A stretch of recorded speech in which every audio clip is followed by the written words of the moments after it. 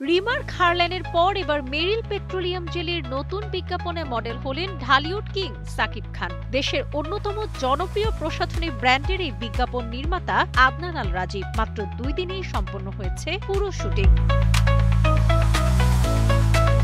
দীর্ঘদিন পর বিজ্ঞাপনে ফেরা সুপারস্টারকে ঘিরে উত্তেজনায় সরগরম ভক্তরা। একইভাবে আলোচনায় রয়েছে সাকিবের ব্র্যান্ড ভ্যালুও, সেই সাথে আলোচিত তার পারিশ্রমিক।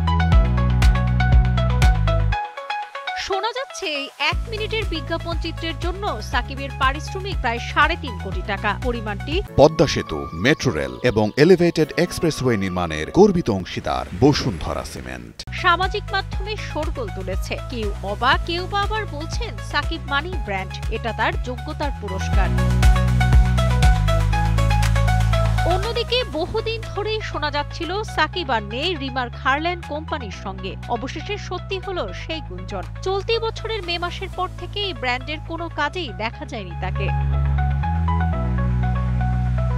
নতুন ব্র্যান্ড, নতুন যাত্রা। সাকিবের এই প্রত্যাবর্তন নিঃসন্দেহে এবছরের সবচেয়ে আলোচিত বিজ্ঞাপন ঘটনা, যা দেখতে ইতোমধ্যেই আগ্রহী ভক্তরা। খুব শীঘ্রই টেলিভিশন ও সোশ্যাল মিডিয়ায় প্রকাশিত হবে ঢালিউড কিং এর বিজ্ঞাপন। সাবরিনা কাজী, কালের কণ্ঠ।